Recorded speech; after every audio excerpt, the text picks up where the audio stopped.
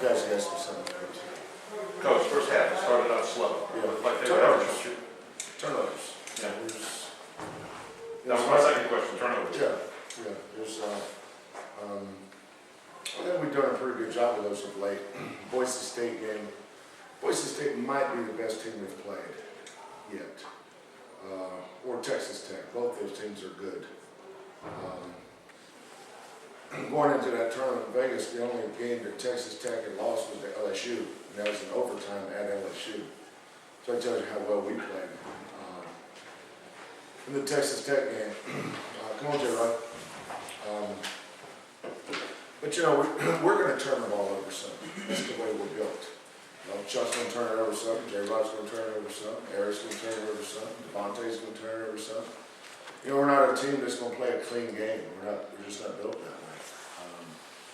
What I like was that we had 16 offensive rebounds. You know, you look and we only missed 28 shots. Anytime you can rebound over 50% of your misses, you've done a great job on the offensive board. So I'm more proud of that. Now we had some silly, just ridiculous turnovers, and that's one of the reasons why the score is even close to begin with. I think we're up 12 or 13 something there toward the end of the first half, and just had a couple just mindless, what was that, type turnovers. But you know, you go in halftime and, you know, regroup, get your defense going. Defense was outstanding in the second half. But we dominated the boards. Anytime you dominate one area of the game, your team's going to usually win. What was different about defense in the second half, in your opinion? More aggressive. I think, you know, we don't have a lot of depth. You know, Jerrod said he's afraid to get foul trouble. I said, no, don't worry about that. Go and play. You know, sometimes you tend to back off when you worry about that. But once we picked our pressure up on the perimeter, because they were content with just weave, then run their offense. They wanted to keep the game in the 40s and 50s.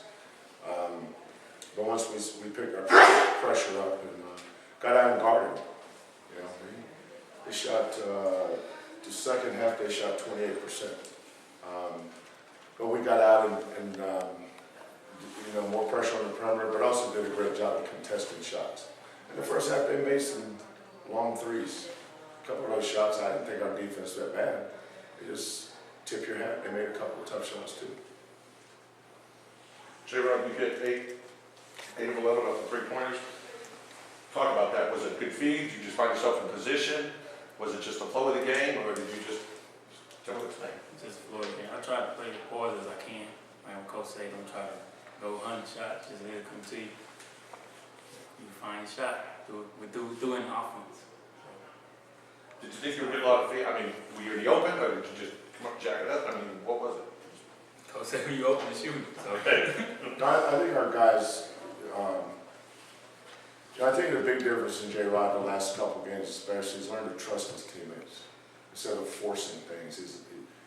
You know, he's had moments this year where he's let the offense come to him, but he hasn't been consistent with it. And sometimes you do something because the coach tells you, then you do it because you believe in it. I think now he's starting to believe in it. Do you agree with that? Yeah. Tell me about the defense in the second half.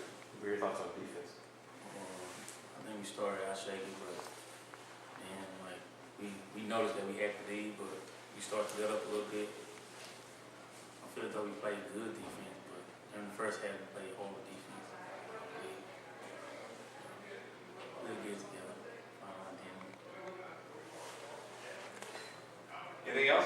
Coach, one thing on the turnovers is that the guys are still adjusting to being all together. No, they're turnover guys now. Oh, okay. I told Chuck one time, why don't you just close your eyes and throw the ball up? It may land in one of our games. I'm just joking. I know. No, I think, you know, one of the things that when we got here in April, you know, before, you know, we're sorting through who was staying and who was leaving with all these transfers and trying to figure out who was on the team, who wasn't on the team. You know, we looked up, there was a kid here last year, what was the kid's name that was a backup point guard here last year? Yeah, we thought he was going to stay, and he wound up going back home. I think it's from Ohio, if I'm not mistaken. So we were looking for, we didn't have another point guard, and this was May. You know, so You know, our roster is a byproduct of a lot of things. That's why I don't worry about it. We are what we are. You know, it's not like this is a result of 4 years of recruiting. You know, we got, you know, I'm thankful for the kids that came back from last year's team, and I'm thankful for the kids we were able to sign in May. But if you're recruiting kids in May, there's a reason why you're recruiting kids in May.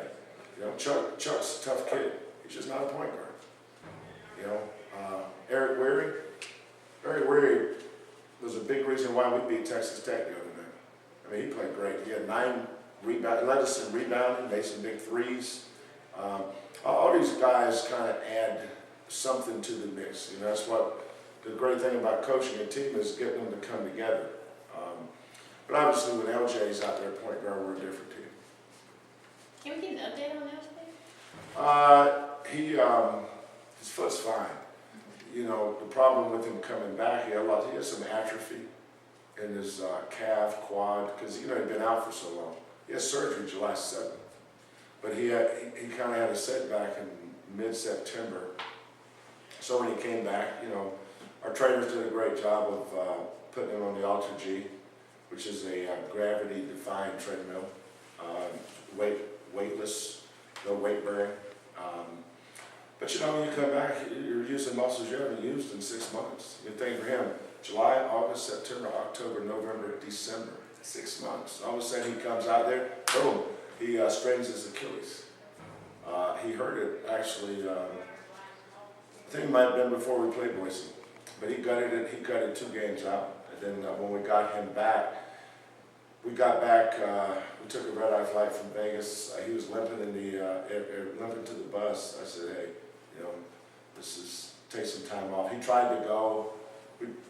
We got back, we didn't practice Christmas Eve or Christmas Day, but we did practice on the 26th. He tried to practice a little bit, then he couldn't. So he didn't practice yesterday. Today's off. He won't practice tomorrow either. We'll see if he can go Tuesday. If he can go Tuesday, he can play Wednesday, because the game on Wednesday is at 1 o'clock game. It's early game. Hopefully he can play. If he can't, we'll roll out there once we got it. Thank you, sir. Thank you.